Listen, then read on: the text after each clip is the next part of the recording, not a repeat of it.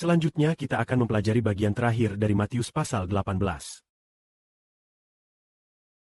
Yaitu, jika kita tidak mengampuni saudara kita di dalam hati, maka Bapa di surga tidak akan mengampuni kita. Tuhan Yesus Kristus menceritakan suatu peristiwa. Ketika Petrus bertanya kepada Tuhan, "Tuhan, jika saudaraku berbuat dosa terhadapku, bolehkah aku memaafkannya 7 kali? Tuhan menjawab, "Bukan 7 kali, melainkan sampai 70 kali 7 kali. Artinya, sebanyak apapun saudara kita bersalah kepada kita, kita harus sepenuhnya mengampuni. Sebab, jika kita tidak mengampuni saudara kita, Bapa Surgawi pasti tidak akan mengampuni kita. Saudara-saudari, percayakah kalian?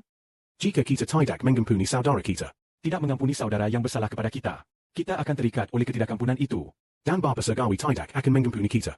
Maka, bagaimanapun cara kita berdoa, kita tidak bisa sampai kepada Bapa Surgawi. Sebaliknya, kita akan terbelenggu oleh Bapa. Siapa yang mengikat kita karena tidak mengampuni saudara? Allah sendiri yang mengikat kita.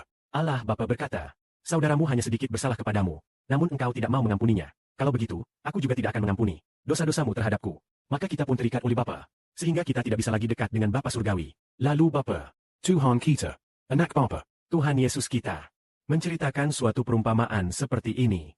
Dia berkata, "Ada seorang hamba yang berhutang kepada tuannya sebesar 60 juta keping perak. 60 juta keping perak.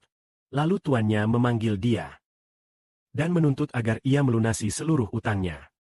Tetapi hamba itu berkata kepada tuannya, 'Tuanku, ampunilah aku. Kelak aku pasti akan melunasinya.' Padahal sesungguhnya hamba itu tidak mungkin pernah bisa melunasinya. 60 juta keping perak setara dengan upah selama 60 juta hari. Yang kira-kira setara dengan 100 miliar RMB saat ini. Kita saja tidak sanggup membayar 1 miliar, apalagi 100 miliar. Maka tuannya mengasihani dia.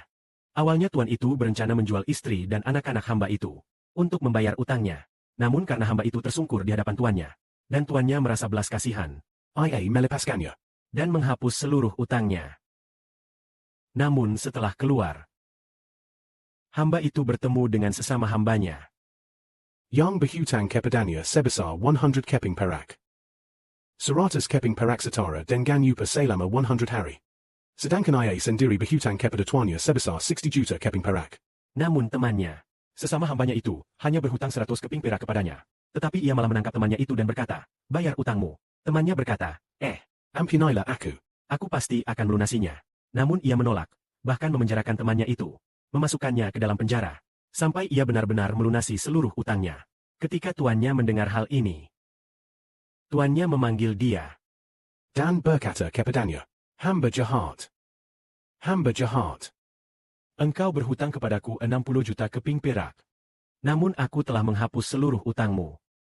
Sesama hambamu, temanmu, hanya berhutang kepadamu 100 keping perak. Namun engkau malah mencekik lehernya dan memenjarakannya.'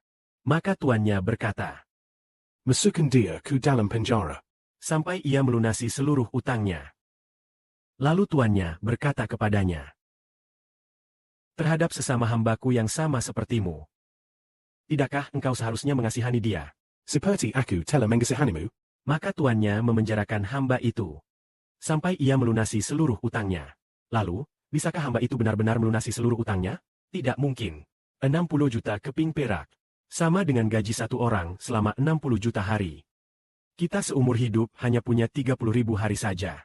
Namun orang ini berhutang kepada tuannya sebesar 60 juta. Keping perak, artinya ia takkan mampu melunasinya bahkan dalam 10 kali kehidupan.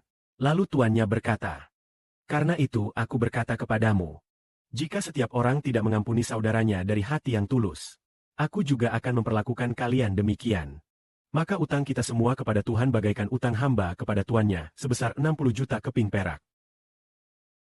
Jadi ketika saudara-saudari kita bersalah kepada kita, seberapapun besar kesalahannya, kita harus mengampuni mereka sepenuhnya dan tanpa sisa.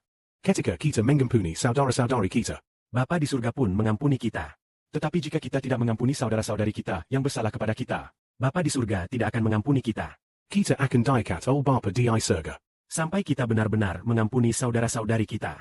Dengan demikian kita diajarkan untuk mengampuni secara sempurna. Mengampuni saudara-saudari kita sepenuhnya dan tanpa sisa.